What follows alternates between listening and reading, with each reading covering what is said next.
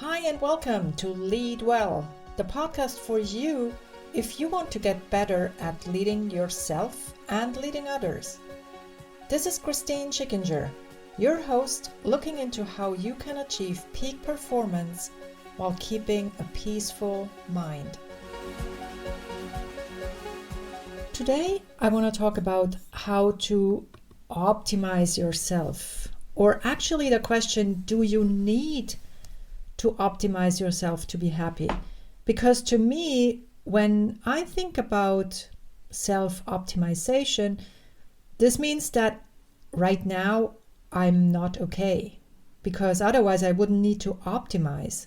I found that this is a maybe even destructive thought to say I need to optimize myself because now I'm not the way I want to be or others want me to be. So I think the question could be, what can I do to become better, to actually improve my skills, my capabilities, my capacity, always knowing that I'm okay as I am right now. Maybe I want to change things because I want to make life easier, more agreeable for me, because while I am okay, the things around may not be. So the question is, what can I do in response to what's going on around me? Maybe I need to change myself, my approach, my habits, and maybe I also can look into my environment. Are there any things that I can change to actually be happier with how things are? Now, when I think about leadership and leading well, I think the first person to look at is myself. What can I do? What can I do to be a better leader? What can I do to actually make my life the best possible life? And of course, we all know about physical fitness and health. I guess you all have gone through some education around what to eat and when to eat and how to eat. And the interesting thing is that when I look around and when even I look at myself, I know what I should eat and I know what would be the best nutrition for my body, but I'm still not doing it. And why is that? Because knowing is only about 20%. Doing, practicing is actually 80%. So the question here is, what can you do to make sure that you stick to what you know is the best thing to do? And there are ways like taking on the identity. So for example, if I'm looking at my cupboard where I store chocolate, and yes, I do store chocolate at home. So the question I can ask myself when I open that cupboard, what kind of person do I want to be?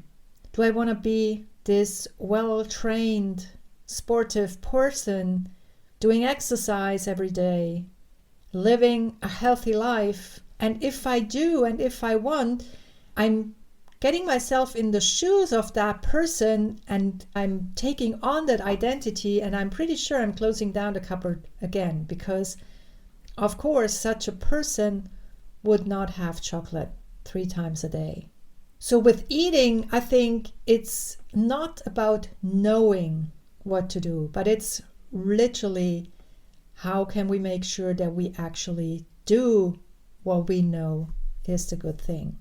The other element of physical fitness and health, of course, is exercising. And that's the same thing. We all know we should exercise. Maybe 3 times a week for 30 minutes at a minimum, or 10 minutes a day. It really depends. And you also will see that there are so many different opinions out there of what is the right level of exercise. And again, rather than just thinking what you have to do, I would suggest you also think about the things that you like doing and combine those with exercise. So maybe you like the woods, so why not going into the woods and have a long walk there? Maybe you like to ride the bike. And why not using that as an exercise? Maybe you don't like exercising at all. In that case, good luck. Well, no, of course. There will always be something. Maybe you like being together with friends and they can encourage you to get moving and do some workout. To me, the most important thing was to realize that whenever there was something that I actually like doing, I want to do it. If I already start saying I must or I shall, I should, that is probably already the prerequisite for failure, because my brain immediately says, well, if we must, we don't want, and we won't do it. And so as well for exercise, I think it's about knowing that you should do it. It's not about knowing whether it's 30 minutes or 10 minutes or what your pulse level has to be so that you can get fit. I think the doing is what counts there as well. Now, the third element of physical fitness and health, that is something where I think people don't know much about, and that really is sleep. So I have started looking into this area of sleep, actually because I was working with horses, and sleep deprivation is very prevalent in horses. And while I got interested in the topic, I then started reading material around human sleeplessness and human sleep deprivation. And it's so shocking because we all would need 7 to 8 hours of sleep every night. And even if you think you're different, I invite you to think twice, because research shows that actually the exception is really rare. So there is a high probability that you are not one of those that need less than the 7 or 8 hours. The bad thing about getting sleep deprived is that we don't know it. We don't think we are. We can't feel it. Yes, we feel exhausted, but we don't feel how much effect sleep deprivation has on our actions, on our mental state. And I can only invite you to do a little experiment and try sleep a bit more for a few days and see how your whole state will change. And I will certainly dedicate another episode to sleep deprivation and sleep overall, because I felt that this is such an important subject. These days we have so many cases of people who actually are sleep deprived on an ongoing basis, because we all think we can get along with 6 hours of sleep per night. And this is just not the case. And I will share some really interesting numbers with you. But for now, just an invitation to put more emphasis on your sleep quality and sleep quantity. Just to try out. I'm always a fan of trying things out. So try out what it does to you when you pay more attention to the length of your sleep at night. Now, the other area when we talk about leading yourself is mental fitness and mental health. And of course, this is a very important subject, because when we look at the numbers out there, for example, in Germany, 20% of the population going through a depression at the moment. So it's very probable that you know someone who is currently going through that state. If it's you, please do reach out to your physicians for help, because there is help out there. And the other number that I have recently learned is that 75% of people who are actually having an episode of depression are not being supported. And there are methods, there are tools, techniques, and also medication out there to help you. So please, if you are one of those, or you know someone who is affected, please tell them to reach out for help. Because if we come across someone with a broken arm or broken leg, we would not wait before we ask them how they are at how things are going. But if we come across someone with, let me use that analogy, a broken mind, a broken heart, we sometimes or we often have a reluctance to talk to them. We think we cannot talk to them. But if you think about it, it's pretty similar.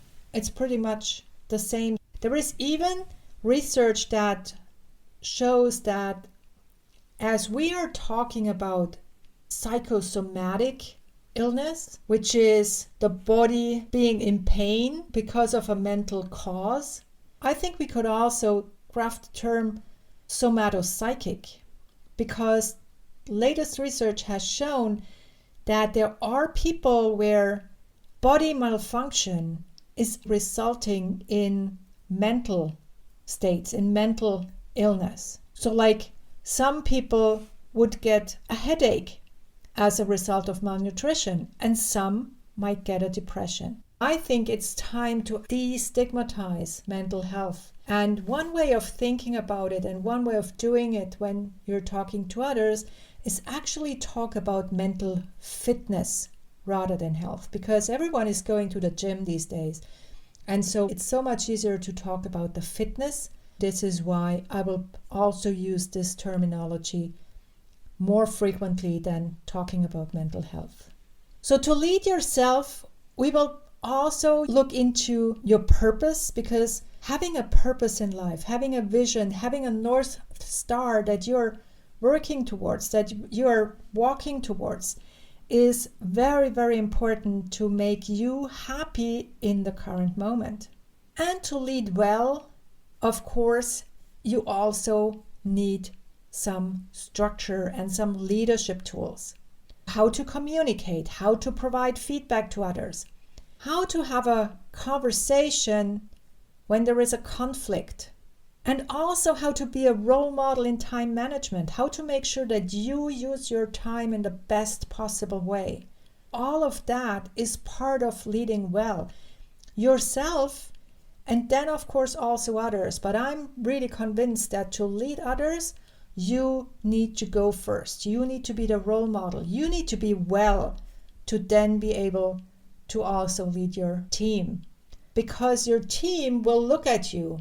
It's like your children look at you as a parent. They are not listening to what you're saying if your actions are different. So they will observe what you're doing and will probably mimic that. And the very, very same is true for your team. So your team, yes, they listen to what you're saying, but if you're telling them that they should pay attention to their health and not to send email in the middle of the night, and you're doing exactly that, well then, guess what's more important, your words or your actions? This is why I strongly believe that leading yourself and becoming a great leader for yourself is a prerequisite to be a great leader for others as well.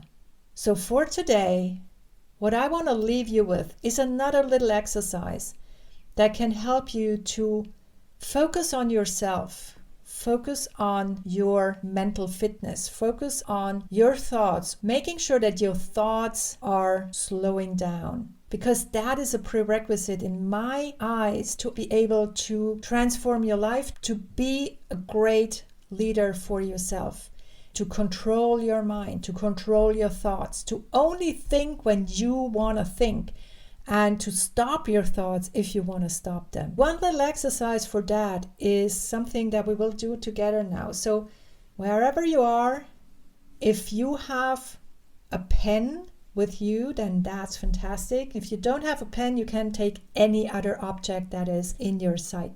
So pick your pen and have a really close look at it. So follow the form of it very closely with your eyes, as if you wanted to paint it. Have a very close look at the surface, texture. Where do you see light? Where is the shadow? Look at it very, very closely, very attentively. Again, as if you would draw it with your eyes. Now, this is a very helpful exercise that you can do wherever you are, One client of mine is a very reactive person, so she will get mad at others pretty quickly. And she told me, Christine, this little exercise really changed my life.